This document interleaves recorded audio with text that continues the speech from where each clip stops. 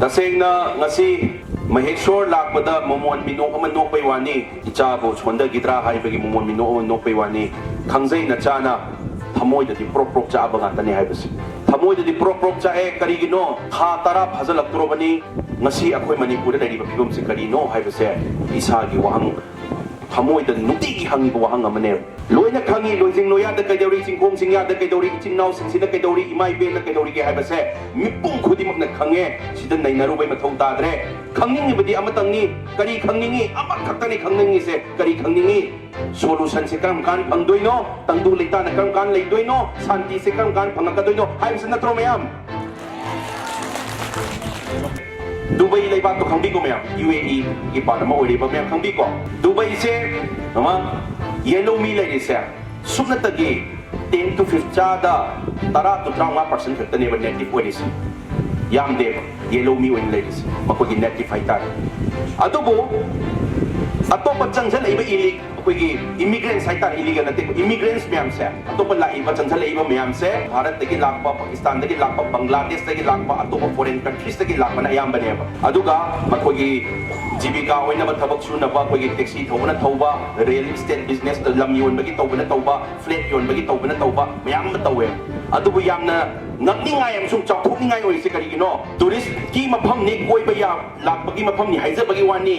laiba changzal laiba humdra mga marfu percent chada makoi nako ngasai yellow mi oi ba tara nga sida usita ba hubung ngamde ba seng harabada usita ba hubung ngamde tara nga sida yam ling na laiba ma makoi gi right makoi gi constitutional power makoi gi political power chap chana laibagi na dro aduna mapandagi any langing bala taraga su makoi gi right sing do mapung phana laibani na kanam ta na makoi da hangalagi yingbang ngamde ba maheshwar thonau zamgi yumse pata se ai mingda leire pata se mukhi me so thonau zamgi mingda leire ai sagi yumni isagi full right ni authority ni ko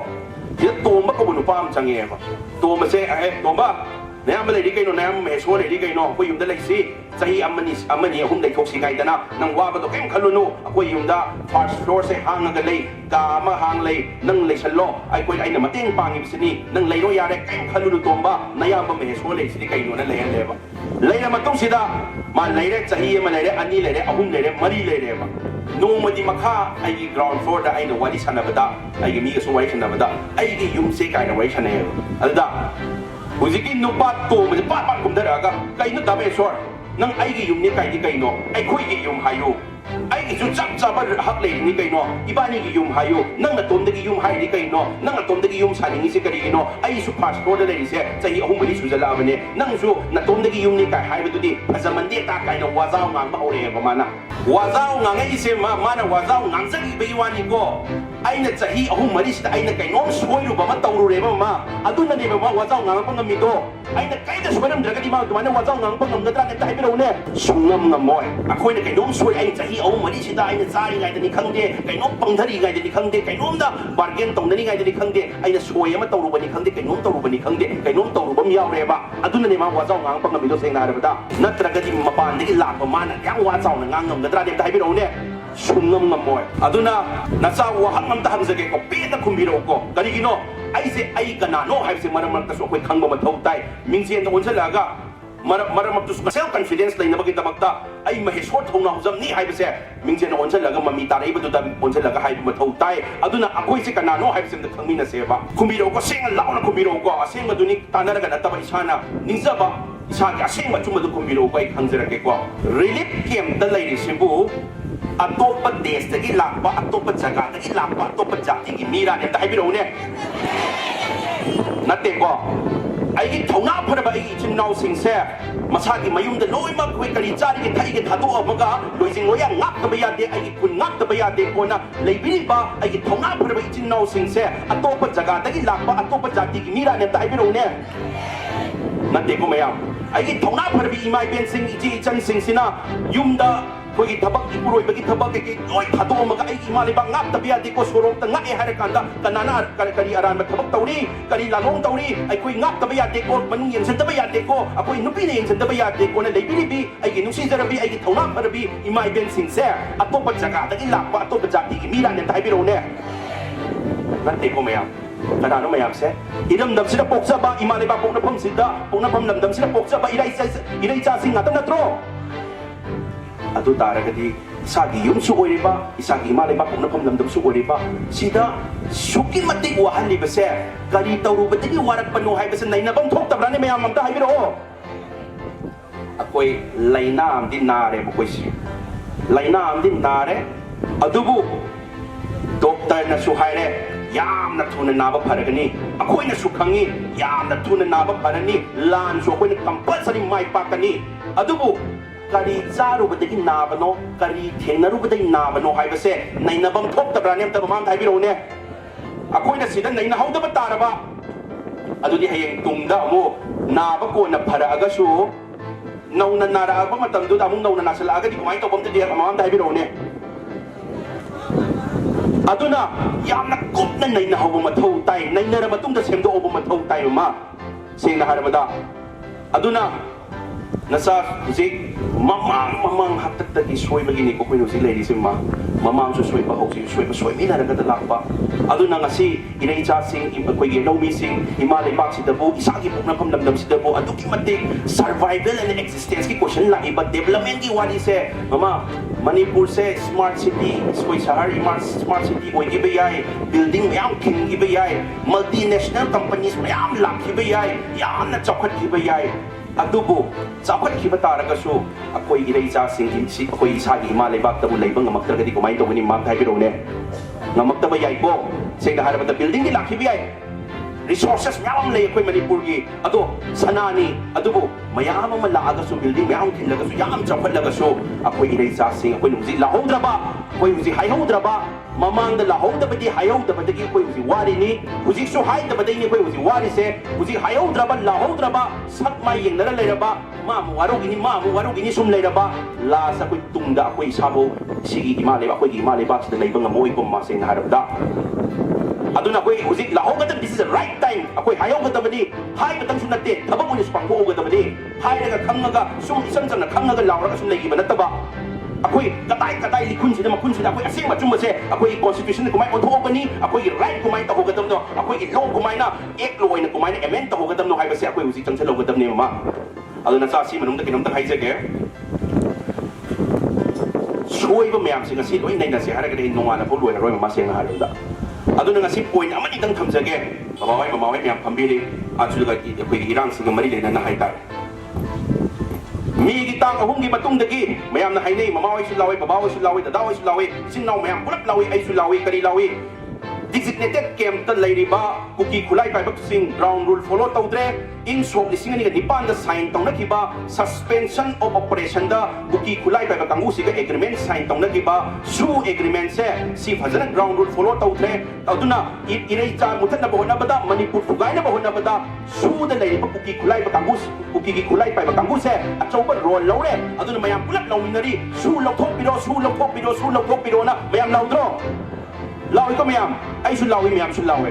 लफोक तब सुया यारोयबा लफोक कदबनी अचौबा role हनकी इरांग सिदा मणिपुर थुगाइना बहोना बदा अचौबा role लौरे हाइबसे मिपुम खुदि बना खंगनरबनेबा लफोक तब यारोयबा अदुबु कुमना लातन नैना से तांस मयाम याइ को मयाम सु साइन तौनरिसदि सुकनतगी कुकी खुलाई पाइबा कांगु कुन मंगा खक्तगनि सि खंबियो 25 कुकी मिलिटेंट्स अदुदि कुकी की सागई खुदिंगी खुलाई पाइबा कांगु लेरिबा निफु मंगा की मथक्ता लेरिबसे मकोइदि कुमाइन तौबदुदि दाइबिरोनि कुन मंगा खक्तगनि साइन तौरिसे निफु मंगा की मथक्ता लेरिबसे मकोइना कुमाइन तौबदुदि मीगी तांग अहुंगी मतुंग दैराबा मकोइनगा खुन ngakjal nabane kaina nongmaiga paiba haurise मीगी तांग अहुंगी मतुंग दैरा ने दाइबिरोने नत्ते को ममांग हक्तै नत्रा मकोइन तौनी कुसि तौलाइसे अदुना मकोइना तौनी कुसि तौलाइसे करिदगी तौरपनो हाइबसे नचावरी दिजगे ngasi नागागी ताबा चिनाव सिंसिगी मफम सनी मोई खुनगी खुलाकपा हाइनिंथौ हाइरसिने मकोई दी खुलाकपा सिंसिगा प्रजागा तानरगा याना डेमोक्रेटिक वे मोंगदा कैतौसिगे हाइबा तानरगादा मकोइना तौनी कुसि तौबिया देबा लोइ तानरगा तौवेबा अदुबु कुकी ताबा जगा सिंसिददी खुनगी खुलाकपा निंथौ सिंसिना तौनिंग कुसि तौरे हारकांदा आई वाई हाइजरके हेरिडिटरी चिफ्टेनशिप हाइसे अमुकसु पामजरके हेरिडिटरी चिफ्टेनशिप सीसी आई कइनोसु आई एक्सप्लेन तौजरके मिजोराम दैसु लौथोखरे त्रिपुरादꯩꯁꯨ ꯂꯧꯊꯣꯛꯈ꯭ꯔꯦ ꯅꯥꯒꯥꯂꯦꯟꯗꯩꯁꯨ ꯂꯧꯊꯣꯛꯈ꯭ꯔꯦ ꯑꯇꯣꯞꯄ ꯀꯟꯇ꯭ꯔꯤ ꯃ꯭ꯌꯥꯟꯃꯥꯔꯗꯩꯁꯨ ꯂꯧꯊꯣꯛꯈ꯭ꯔꯦꯕ ꯑꯗꯨꯕꯨ ꯃꯅꯤꯄꯨꯔꯗ ꯀꯨꯀꯤ ꯇꯥꯕ ꯖꯒꯥꯁꯤꯡꯁꯤꯗ ꯍꯧꯖꯤꯛꯁꯨ ꯍꯦꯔꯤꯇꯦꯖ ꯆꯤꯞꯇꯦꯟꯁꯤꯞꯁꯦ ꯆꯠꯅꯔꯒ ꯂꯩꯌꯦꯕ ꯑꯃ ꯀꯔꯤꯅꯣ ꯍꯥꯏꯖꯒꯦꯀꯣ ꯑꯩ ꯇꯣꯝꯕꯅꯦꯕ ꯑꯩ ꯇꯣꯝꯕ ꯅꯤꯡꯊꯧ ꯑꯩ ꯈꯨꯟꯒꯤ ꯀꯨꯀꯤꯒꯤ ꯅꯤꯡꯊꯧꯅꯦꯕ ꯇꯣꯝꯕ ꯍꯥꯏꯔꯦ ꯆꯥꯎꯕ ꯑꯩ ꯏꯆꯥ ꯅꯨꯄꯥꯅꯦ ꯆꯥꯎꯕ ꯅꯪ ꯑꯩ ꯏꯆꯥ ꯅꯨꯄꯥ ꯅꯠꯇ꯭ꯔꯥ ꯅꯪ ꯅꯤꯡꯊꯧ ꯑꯣꯏꯒꯗꯕꯅꯤ ꯑꯦꯅꯤ ꯏꯁꯨ ꯂꯥꯛꯑꯕ ꯄ꯭ꯔꯖꯥꯒ ꯇꯥꯟꯅꯕꯩ ꯗꯔꯀꯥꯔ ꯂꯩꯇꯦ ꯑꯩꯈꯣꯏ ꯇꯧꯅꯤꯡ ꯀꯨꯁꯤ ꯇꯧꯒꯗꯕꯅꯤ ꯑꯗꯨꯒ ꯚꯤꯂꯦꯖ ꯑꯣꯊꯣꯔꯤꯇꯤ ꯑꯦꯛ 1956 ꯀꯧꯕ ꯑꯃꯁꯨ ꯂꯩꯕꯅꯤꯅ ꯌꯨꯝ ꯀꯨꯟ ꯇꯥꯕ ꯇꯥꯔꯒꯗꯤ ꯈꯨꯟ ꯑꯃꯅꯦꯕ ꯑꯃ ꯒ꯭ꯌꯥꯟ ꯇꯥꯏꯀꯣ ꯚꯤꯂꯦꯖ ꯑꯣꯊꯣꯔꯤꯇꯤ ꯑꯦꯛ 1956 ꯀꯤ ꯃꯇꯨꯡ ꯏꯟꯅ ꯌꯨꯝ ꯀꯨꯟ ꯂꯩꯍꯜꯂꯕ ꯑꯗꯨ ꯇꯥꯔꯒꯗꯤ ꯈꯨꯟ ꯑꯃꯅꯦꯅ ꯑꯣꯕꯖꯥꯔꯕ ꯇꯧꯕ ꯌꯥꯏꯑꯕ ꯑꯗꯨꯅ ꯀꯩꯗꯧꯔꯦ ꯍꯧꯖꯤꯛꯀꯤ ꯈꯨꯟ ꯆꯤꯞꯀꯤ ꯅꯤꯡꯊꯧꯁꯤꯅ ꯇꯧꯅꯤꯡ ꯀꯨꯁꯤ ꯇꯧꯔꯦ ꯍꯥꯏꯔꯀꯥꯟꯗ ꯆꯪꯉꯣ ꯅꯥꯔꯣꯟꯗ ꯆꯪꯉꯣ ꯁꯤꯗ ꯌꯨꯝ ꯀꯨꯟ ꯁꯨꯔꯕ꯭ꯔꯥ ꯁꯨꯗ꯭ꯔꯤ ꯁꯨꯍꯜꯂꯣ ꯌꯨꯝ ꯀꯨꯟ ꯁꯨꯔꯦꯀꯣ ꯑꯗꯨꯗꯤ ꯈꯨꯟ ꯃꯃꯤꯡ ꯑꯃ ꯊꯣꯜꯂꯣ ꯅꯈꯣꯏꯒꯤꯁꯨ ꯈꯨꯠꯂꯥꯏ ꯄꯥꯏꯕ ꯀꯥꯡꯕꯨ ꯂꯩꯔꯣ ꯁꯣꯝꯅ ꯁꯨꯔꯕ꯭ꯔꯥ ꯁꯨꯗ꯭ꯔꯤ ꯌꯨꯝ ꯀꯨꯟ ꯂꯩꯍꯜꯂꯣ ꯆꯪꯉꯣ ꯁꯨꯔꯕ꯭ꯔꯥ ꯁꯨꯍꯜꯂꯣ ꯌꯨꯝ ꯀꯨꯟ ꯂꯩꯔꯦꯀꯣ ꯈꯨꯟ ꯑꯃ ꯃꯃꯤꯡ ꯊꯣꯜꯂꯣ ꯅꯈꯣꯏꯒꯤꯁꯨ ꯈꯨꯠꯂꯥꯏ ꯄꯥꯏꯕ ꯀꯥꯡꯕꯨ ꯍꯧꯗꯣꯛꯑꯣ ꯍꯥꯏꯔꯀꯥꯟꯗ ꯉꯁꯤꯐꯥꯎ ꯇꯧꯅꯤꯡ ꯀꯨꯁꯤ ꯇꯧ ꯂꯥꯛꯏꯅꯦꯕ ꯉꯁꯤꯐꯥꯎ ꯇꯧꯅꯤꯡ ꯀꯨꯁꯤ ꯇꯧ ꯂꯥꯛꯏꯅꯤ ꯃꯄꯥꯟꯗꯒꯤ ꯆꯪꯁꯤꯜꯂꯛꯄ ꯈꯨꯠꯂꯥꯏ ꯄꯥꯏꯕ ꯀꯥꯡꯕꯨꯁꯤꯡꯁꯤꯒ ꯀꯨꯀꯤꯒꯤ ꯆꯤꯞꯀꯤ ꯅꯤꯡꯊꯧꯁꯤꯡꯁꯤꯒ ꯃꯥꯟꯅꯔꯦ ꯍꯥꯏꯔꯀꯥꯟꯗ ꯇꯧꯅꯤꯡ ꯀꯨꯁꯤ ꯇꯧꯕꯁꯦ ꯉꯁꯤꯐꯥꯎ ꯇꯧ ꯂꯥꯛꯏꯅꯦꯕ ꯑꯗꯨ ꯇꯥꯔꯒꯗꯤ ꯗꯦꯃꯣꯀ꯭ꯔꯦꯁꯤ ꯆꯠꯄ ꯂꯩꯕꯥꯛꯇ ꯀꯩꯗꯧꯕꯒꯤꯅꯣ ꯁꯤ ꯇꯧꯅꯤꯡ ꯀꯨꯁꯤ ꯇꯧꯕ ꯌꯥꯔꯝꯃꯤꯕꯁꯦ ꯑꯇꯩꯗꯒꯤ ꯂꯣꯏ ꯂꯧꯊꯣꯛꯈ꯭ꯔꯒ ꯅꯣꯔꯠ ꯏꯁꯇꯔꯟ ꯁ꯭ꯇꯦꯠꯁ ꯃꯌꯥꯝꯗꯒꯤ ꯂꯣꯏ ꯂꯧꯊꯣꯛꯈ꯭ꯔꯒ ꯃꯅꯤꯄꯨꯔ ꯂꯩꯕꯥꯛꯁꯤꯗ ꯀꯨꯀꯤ ꯇꯥꯕ ꯖꯒꯥꯁꯤꯡꯁꯤꯗ ꯇꯧꯅꯤꯡ ꯀꯨꯁꯤ ꯇꯧꯍꯜꯂꯝꯃꯤꯁꯦ ꯀꯔꯤꯒꯤꯅꯣ ꯍꯥꯏꯅ ꯅꯁꯥꯅ ꯊꯤꯒꯠꯆꯔꯨꯕ ꯃꯇꯝꯗꯗꯤ ꯑꯈꯪ ꯑꯍꯩ ꯃꯌꯥꯝ ꯇꯥꯟꯅꯔꯒ ꯊꯤꯒꯠꯆꯔꯨꯕ ꯃꯇꯝꯗꯗꯤ ꯀꯩꯗꯧꯔꯦ ꯉꯁꯤꯗꯒꯤ ꯆꯍꯤ 57 ꯃꯃꯥꯡꯗ ꯌꯦꯡꯕꯤꯌꯨꯀꯣ ꯁꯤꯒꯤ ꯃꯃꯥꯡꯗ ꯀꯩꯅꯣꯝꯇꯪ ꯍꯥꯏꯖꯒꯦꯀꯣ ꯉꯁꯥꯏ ꯈꯨꯟꯗꯣ ꯌꯨꯝ ꯀꯨꯟ ꯇꯥꯔꯒꯗꯤ ꯈꯨꯟ ꯑꯃꯅꯤ ꯍꯥꯏꯀꯣ ꯃꯌꯥꯝ ꯈꯪꯕꯤꯔꯦꯀோ ꯁꯤꯅ ꯀꯌꯥꯝ ꯁꯣꯔꯛꯏ ꯃꯃꯥ ꯍꯥꯏꯖꯔꯛꯀꯦꯀꯣ 1969ꯒꯤ ꯒꯦꯖꯦꯠ ꯊꯣꯛꯂꯛꯄꯗꯀꯣ ꯆꯨꯔꯆꯥꯟꯄꯨꯔꯒꯤ ꯄꯟꯖꯔꯛꯀꯦ ꯍꯥꯟꯅ ꯆꯨꯔꯆꯥꯟꯄꯨꯔꯗ ꯈꯨꯟ ꯂꯩꯔꯝꯃꯤꯕꯁꯦ 1969ꯗ ꯈꯨꯟ ꯀꯌꯥ ꯂꯩꯔꯝꯃꯤ ꯑꯣꯟ ꯔꯦꯀꯣꯔꯗꯇ 132 ꯈꯛ ꯂꯩꯔꯝꯃꯦꯕ 1969ꯒꯤ ꯋꯥꯔꯤꯅꯤꯀꯣ 132 ꯂꯩꯔꯝꯃꯦꯕ ꯑꯗꯨꯕꯨ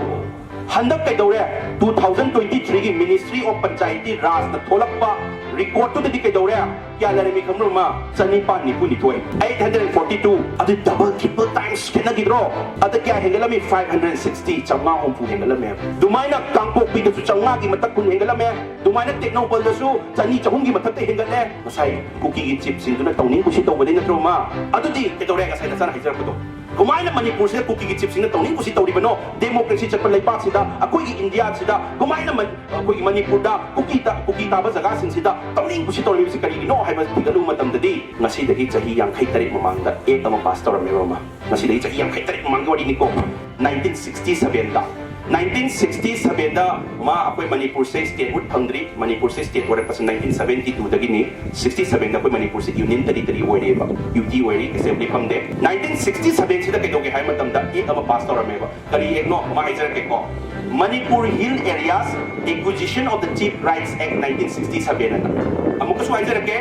Manipur hill areas acquisition of the chief rights act 1967 ꯑꯅ ꯑꯦꯛ ꯑꯃ ꯄꯥꯁ ꯇꯧꯔꯝꯃꯦꯕ ꯑꯦꯛꯇꯤ ꯄꯥꯁ ꯇꯧꯈ꯭ꯔꯦꯀꯣ ꯑꯗꯨꯕꯨ ꯍꯧꯖꯤꯛꯐꯥꯎꯗ ꯆꯍꯤ 58 ꯁꯨꯔꯁꯤꯐꯥꯎꯗ ꯃꯅꯤꯄꯨꯔꯗ ꯁꯤꯒꯤ ꯑꯦꯛꯁꯦ ꯃꯄꯨꯡ ꯐꯥꯅ ꯆꯠꯅꯗ꯭ꯔꯤꯕ ꯑꯃ ꯁꯤꯒꯤ ꯑꯦꯛꯁꯤꯅ ꯃꯄꯨꯡ ꯐꯥꯅ ꯆꯠꯅꯔꯝꯃꯕ ꯑꯗꯨ ꯇꯥꯔꯗꯤ ꯉꯁꯥꯏꯒꯤ ꯍꯦꯔꯤꯇꯦꯖ ꯆꯤꯞꯇꯦꯟꯁꯤꯞꯁꯦ ꯂꯧꯊꯣꯛꯈ꯭ꯔꯒ ꯀꯨꯀꯤꯒꯤ ꯆꯤꯞꯀꯤ ꯅꯤꯡꯊꯧꯁꯤꯡꯁꯤꯅ ꯇꯧꯅꯤꯡ ꯀꯨꯁꯤ ꯇꯧꯔꯤꯕꯁꯦ ꯇꯧꯕ ꯌꯥꯔꯝꯃꯣꯏꯕ ꯃꯥꯁꯦꯡꯅ ꯍꯥꯏꯔꯕꯗ ꯑꯗꯨꯗꯤ ꯀꯩꯗꯧꯕꯒꯤꯅꯣꯕ ꯍꯧꯖꯤꯛꯄꯨꯗ ꯆꯍꯤ 58 ꯁꯨꯔꯁꯤꯐꯥꯎꯗ ꯑꯗꯨ ꯑꯦꯛꯇꯤ ꯄꯥꯁ ꯇꯧꯈ꯭ꯔꯦ ꯃꯅꯤꯄꯨꯔꯗ ꯃꯄꯨꯡ ꯐꯥꯅ ꯆꯠꯅꯗ꯭ꯔꯤꯕꯁꯦ ꯀꯔꯤꯒꯤꯅꯣ ꯍꯥꯏꯕꯁꯦ ꯋꯥꯍꯪ ꯑꯃ ꯑꯣꯏꯅ ꯍꯪꯅꯤꯡꯗ꯭ꯔꯣ ꯃꯌꯥꯝ ꯑꯗꯨꯗꯤ ꯍꯟꯗꯛꯀꯤ ꯏꯔꯥꯡꯁꯤꯒ ꯑꯗꯨꯒꯤ ꯑꯦꯛꯇꯨꯒ ꯃꯔꯤ ꯐꯖꯅ ꯂꯩꯅꯗ꯭ꯔꯣ ꯌꯥꯝ ꯐꯖꯅ ꯂꯩꯅꯕꯅꯤꯀꯣ ꯊꯥ 10 ꯁꯨꯔꯛꯇ꯭ꯔꯕꯅꯤ ꯍꯦꯛ ꯏꯔꯥꯡ ꯊꯣꯛꯂꯛꯄꯗ ꯑꯩꯅ ꯆꯥꯅ relief camp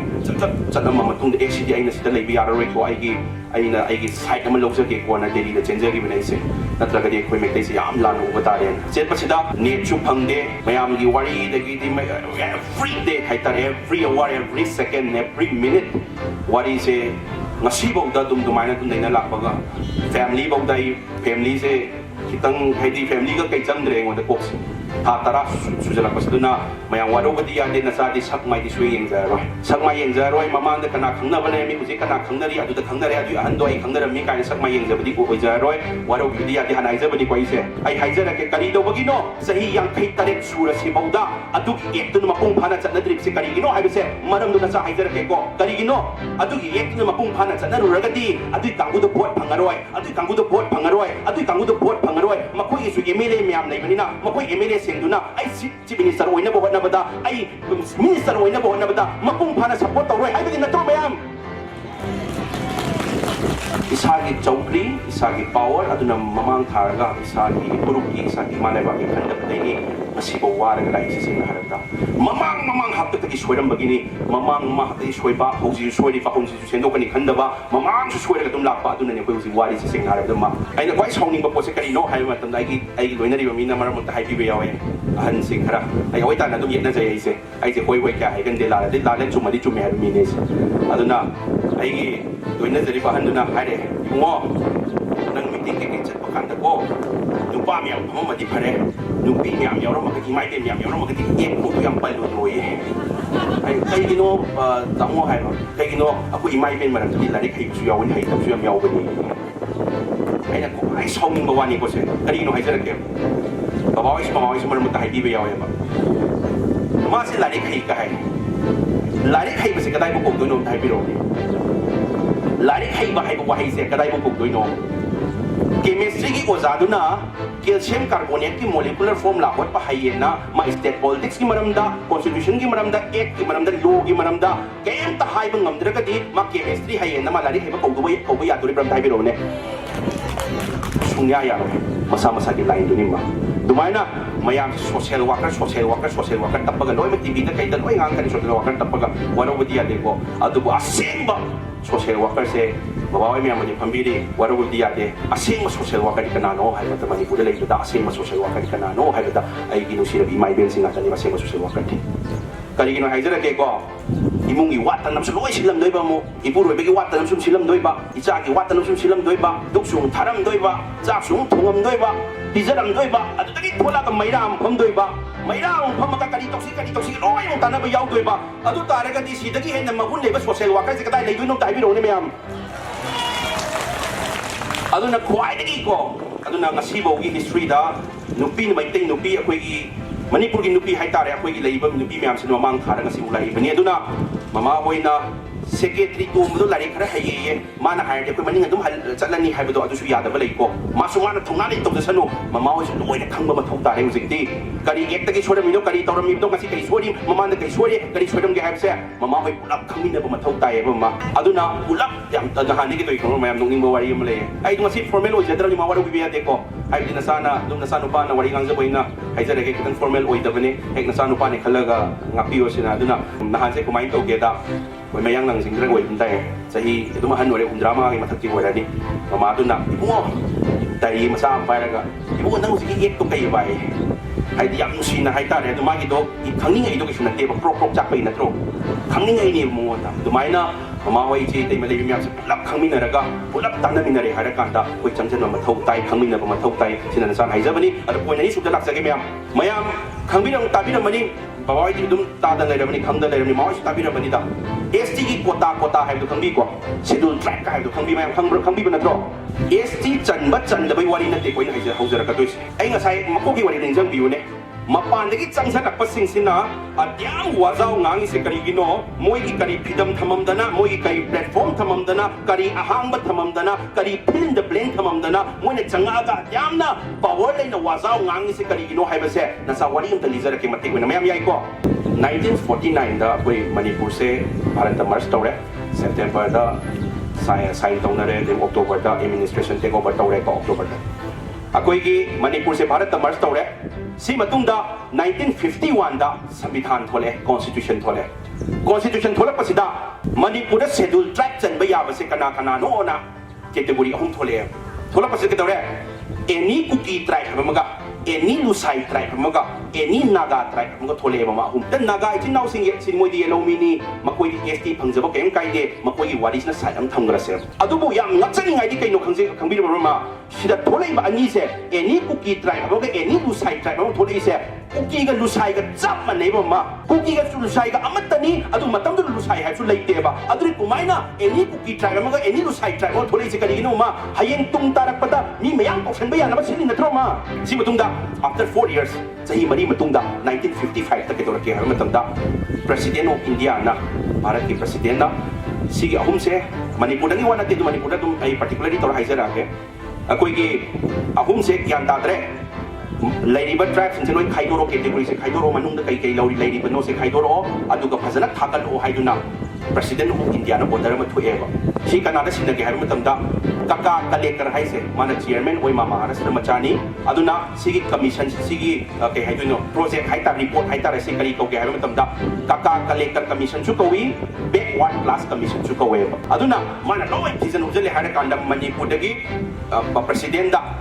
tribe kun tare thagate manipur dagi kun tare 27 yan tabi ko ma ko president di delhi da phamari ma keng khang da mate thagatre kun tare thagatre adu yan nong ba mo kai no ma thagatre ko kun tare se tholok pa de kya tholei khang ra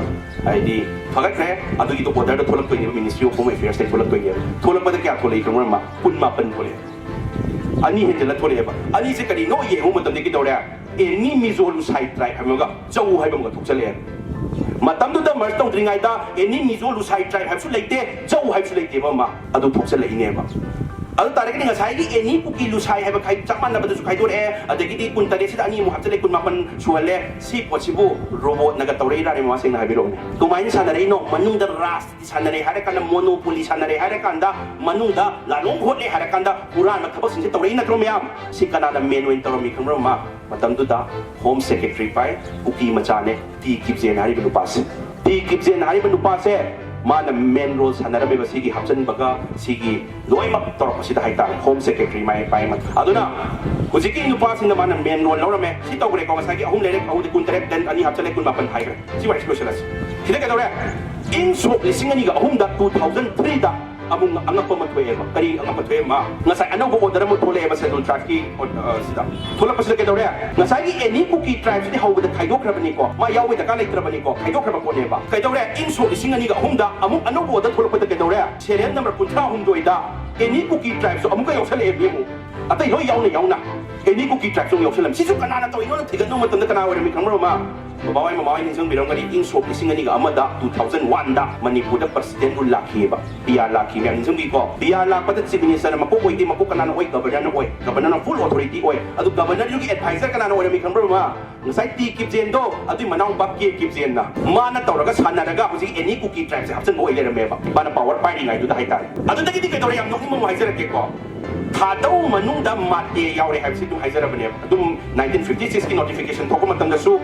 official na su leijare loi mak su khanga bangatani thadau ki subtract kuntra si manung da serial number 18 sida mate yaure se dum yauzara bane adu yam nokni mo kai do khamra ma in so lisingani ga train thoi da 2012 ta amo ano order ong thole ba adu ka doi khamra ma thadau yauna serial number kuntra marida mate na mu yausale mi adu na ka doi ma stay mali khamra choki im thabira me ba ise ai ki choki pham na ba bawai ma da tawin sin bi da ni ne ba choki thabira me ba maheshwar pham na bane thangnaबदु चौकी यम थारमेबा सिना कना फमनबदु हर सिसु महेश्वर फमनबनी आइगे चौकी से अमसिना काफी तारब नत्रा अमुक थंगनाबदु चौकी मुक थारमेबा सिना कना फमनबदु हर सिसु महेश्वर फमनबनी अदु तारगदी सिनिबा कांगु सिका आइगे मानरगा लकुनरगा मनुंग लकुनरगा महेश्वर की मी लेजरबदु दा महेश्वर की चौकी मुक थारमे हाय तारगदी महेश्वर की मी सिंग फमनबा तौरी नत्रो मपानदगी चंगजलक सिंगसे करीनो मसादो इलीगल इमिग्रेंट्स नि हाइबा या पोत त नारो न चंगजलागा मसा की मफम रोय कल्लगा थममनिना नंग कई ओइनिंगी नंग माटी ओइनिंग्रा नंग जव ओइनिंग्रा ओइ नंग एतु यादरे एनी को किट्रा चंगजलो दुमाइ तौरे लोइमा सिना कई दसवरी इंग सो लिसिंग नि ट्रामा थुदे 2011 दा सेंसस मिको थिबा खंगबी को अद लोय न कुकी मांगबगी मार पाइते सोक्ते लोय न यावरा थादौ लोय न मक्सागी अननेचुरल ग्रोथ लोय लेर मतुं सिदा कई दौरे मकोय यावना मसाइ नौना हापचन गिबा एनी कुकी ट्रैक्स तो मिकोक थीबदा लिसिंग कुनि पान की मथक याव लेरमे तोंगाना मु मसाई चौकी मदो सी चौकी से नते को चौकी मदो दा लिसिंग कुनि पान मथक याव लेरमे अल तादे अदुना ऑफिशियल नि को अनऑफिशियल दि मसिंग थिंगम दे लेरमनि दुदि तुमाइना माते सु लेरमनि बलोइमा अदुना साना प्रोक चाक्सरी दि करिनो हाइजगे को हरेने कुकी की रास के कुरान बसिंगदुना कुकी की ऑफिशियल कुरान बसिंगदुना तौरम बदुदि मकोय कुरान बने हायसे आई खोय की ओबे लीडर सिंगदुना तुमिना येंगा लेरमि से करिगिनो हाइबे वांगा मोइना अंगिंद्रो मयाम सेना हारबदा अदुना मकोइना खंगिरा खंसिनद्रिरा हाइबसे वाहंग मोइन हंगिंगे बैदिउसे अदुना सिगुम मयाम सोयरगा लापा लोइना सोहेले अदुना हुजिकसु वारे हुजिकसु सेमदोक्ते लेरिबा मयाम से अदुना नसाई वारी मखा तरकोइना आई केनोमतंग हाइजेगे सोल्यूशन से मा नसाई आइना वारी ममिंग ती किपजेना अदु मयाम पलिसे केगिनो high मतमदा अखोइना वालिबसे political field sida mayam wa leba ma yan dabi ko political field สิดไม่เอาวะเลยอะคุยกี่เลยวิริบะคุยกี่มาม่าไม่ยามสู้ understand ตัววะอะคุยกี่เลยวิริบะไม่ยามเสียไอ้วารีมันตั้งให้เสร็จแค่ก่อน solution เสียอันนี้ทุ่งอะไรอามันน่ะไงเนาะงักตั้งกี่วัน solution นะมาอามันน่ะlisang sipa permanent solution ให้ไปดีมณีปูเสียใหญ่พาร์เกโกฮิมาลัยบักเสียใหญ่พาร์เกโกเยลโลมีเสียใหญ่พาร์เกโกมาปันเด็กจังเสร็จหลักประสิทธิ์สินะอีอะคุยมาปันเด็กจังเสร็จหลักประสิทธิ์สินะคุยเยลโลมีเดหังกันแล้วก็เย็นบังงะมาด้วยกูให้ไปดี lisang sipa permanent solution ให้บัมเลยเหรอปะการนั้น solution ปั๊มมีกี่เมียมการนั้น solution ปั๊มมีกี่เมียม lisang sipa solution เสียปั๊มดูเมียมaduna kung hindi kayo tawre apabat timam mathaw tayo ba apabat timam mathaw tadro football da sungay example nun haija gene football da suhay gene ahay ba ani hum thazan bigro ba atay na hayta ba ngata thazalo ba hayta ba miyam dun kawrak pata ahay ba sindu makungkuloy technique ba sa harap da dumay na football match da football match may pak si haragadi goal kausan dori ba striker duso hay ba mathaw tay ngai ba mi duso hay ba mathaw tay mayay da sanari ba mi duso hay ba mathaw tay loy na hay minarakan da natro football match may pak toy siya aduna ay lawlam tang kumbiro apabat tim same si haragadi kanay kuta lagi mayam kanay kuta lagi Prazai kuta lagi tro adoy kinom tang hay sige nasa kutlon jari kinom tang hay sige mayam waro biro yan ay biyo waro roy ko baba mayam suwaro biro ko aduh kita nak hasil ni. Walau hai grab ni nak hai bini ko. Any election naman nagsilap pagkanda. Jila Parishad ki oiro, Pradhan ki oiro, member ki oiro, MLA ki oiro, MP ki oiro. Any election naman nagsilap pagkanda. Mama siya. Phone na sumay na wali siya na biyo ba. Kasi kari ba siyang pini he. Maway pagkat pila si madi constitution kangi, madi ek kangi, madi law kangi, madi fight tawag ng ngani, madi improve kan mamini ko, madi patana manung datong jale na me. Maway pagkat pila si nate mamangi doon pay, mamangi doon constitution kangi, mamangi doon lari hay, mamangi doon tisan masung ngami, lari hay bay matagta, mamangi doon fight tawag ng ngani, madi na tunale, mamangi pagkat pila si nate ani maghayti, ano gusto na hay, ano gusto na constitution kangi, ano gusto na ek kangi, ano gusto na law kangi, madi na fight tawag ng ngani, hay na tumayo na kakak na inabiyo mo mayam. Mayam yai ko mayam. Aduna tabida mamasing khara hay bani ko loy ma hay banati mamasing khara di atopat topic tay na bayawe ba kasi waro loy hay grab ni ko imanda atopat topic tay na bayawe kay topic tay na bayawe ay gidi tunga tri nang itunga bado yaw dro mayam to yawi ay siyo ni yaw waro loy hay grab ni ko aduna ni ay series aduna ay gidi tunga tri be manang kya tungi ay gidi wa ni do atopat kindi tay lo sila kay lago si no payiwani ko sila iswari ibang atani sing na harap da Sidagi suwari ibang atani ma ay sing na haja kini ma ngasi India da border nga iba Jammu and Kashmir nga iba amat nga iba LOC line of control nga iba mayam siya nung tigilan tawran yan tayo biro ne tawde ko adubo taklaw immediate lakta ka di makoy nung may pare kan tak tinabang ngamduri ba neba kay gino border nga iba sindon lay ba army sindon loy na hay ibang atani dumay na ako'y gisu karigumba ako'y gi political leaders mayam siya ahay ba hazan law dapat taraga di anytime political war na kung matamda mako'y tinabang ngamoy ba ma yan tabi bra aduna ako'y na any matamda ako'y na ahay ba hazan apabati mamat hazan at hamba matawtay adu taraga di any political war na kung matamda mako'y na takang tinagitoy neba ma kasi ito iba si political war neba aduna anytime tinabang ngamda ba ni mamang na suwani su political war tinahog dapat ay ni okay suwani su political war tinabang ngamda ba neba sa inarab da aduna sup lura ba ako'y gi imalay baki integrity nga kadabagi mi kan ba matam sida waro budi ate ko ikitang samda zarake kumay hay bayawi ibungo mase oto nung sigre magi damtan lepani kadi gido lepto isma hayraga ako'y mayrada ko may tan bora am tadarami maram si am na chawre bayam na ko may tan bora thadari ba mi duna phajana fight to bang ngam gada ba oi tara kadi hayeng tungda ako'y itamakta ifuru kitamakta imalay baki damta phajana fight to bang ngam doi tara kadi pare may tan lo sa ginagawa to yung kay balik dia aduga kayem khangda ba nupa na sen khra paire na may tan bora thadana bo oi tani mama suchin sen biru ranu mo sing harap da mayam yaman na tro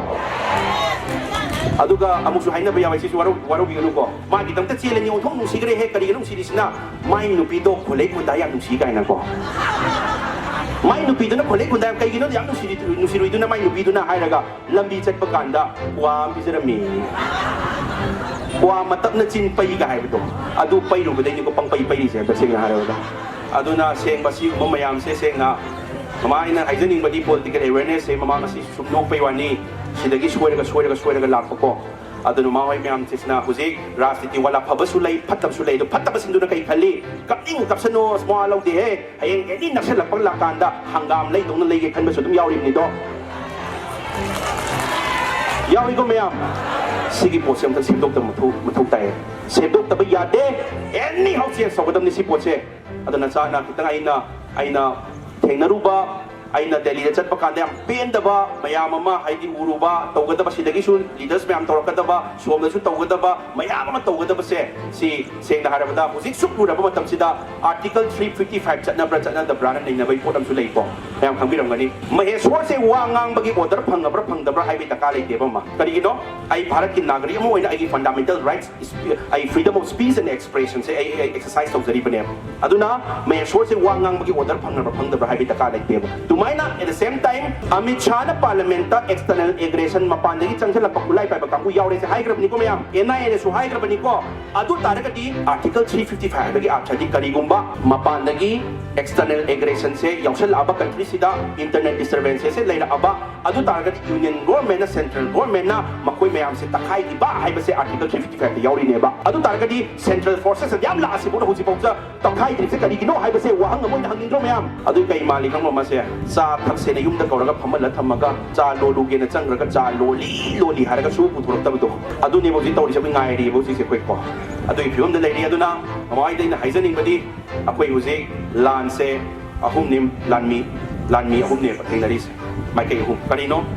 imaibin mayam ay gitaw na para ba ijin nausing mayam na loy ngak iri po physically hay siyan tabi rodo yam pasang nga mo yaw talaga din kibom tayo suyan aduga ani subida kanano nahangay na sana yam na kanatawra yu tawri adubu sidi husi mayamam thole social media national media Twitter storm tawba moy na machin thiba propaganda mayam thol pa matamda akoy na achum bahay na bagitong dakta tinagadaban lani mayamama haydi social media dan media ra tinagadaban lani mayamama sisu layre sisu yam maruni ko si line lo pupaya de ko sisu ahum subida ko ay di maruay ba adubu mayam na changsan mangamdam si kanino ay matamda high level lobby hay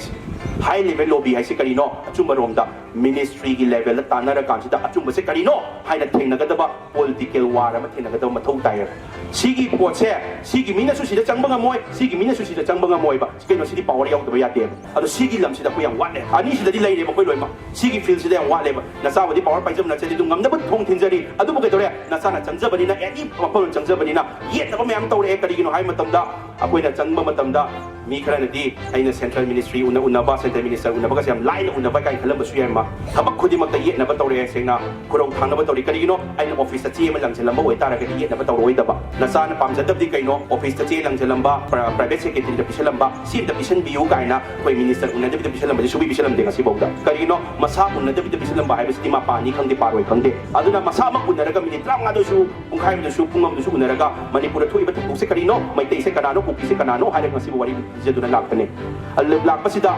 unagi to rin hay bagita magtaay na pantaw na ba may amat to rin adubo mamasingi mangwal na way tayo ay nang mahu na radong laing si Bogda Singh na ado na lip na nagsangsan siya gani mapandagi na tribal affairs ministry dagi Arjun Mundana ako yung state government da suci laktre chin kuki se ST lau thok pagi matang da nasan unna zaram matang da hay tare ko gi nometic chin kuki hay tare chin kuki jo hay tare adu mo koy se ST phangmam su thok da ba moy se makoy ST lau thok pay matang da laing la pa sida kadore la aga su article 342 gi matungin na among state government na recommend taw dra di mapung phabang nga moy tori ne ba adubo kamoy dadi kitang nungay karigi nungay hay matamda makoy na mapanda deli jantan man tada phamaga protest raga akoy schedule tribe da wot pire akoy may tay majority na wot pire akoy church may thabire na lawramba mayam do nahan chi lak man mi ku dagi di power ba ST gi sangstan ministry ki department ki power mi do makoy su khang ba hore ba kari khang ba hore en nahangay mo laura mi sidi manung da makoy bawde ST phang ba ya da bagi maram lai malai le hay bagi khang ba hore ba adu ki damang tadi nungay adu su mapung phana lapok te bagi damang tadi adu nungay ta bagi wane ba adu lap lek na changjan jari lek na thong tin jagani ba yeng biu ne irang marak sidabu su thok ki damang sai papamung na panbi ba Anglo Kuki War 1917 1919 kasi Manipur da su thok ki history na tema war ay sidi land its country ma tong na ba that was just it disturbances hay tare kaso akoy gi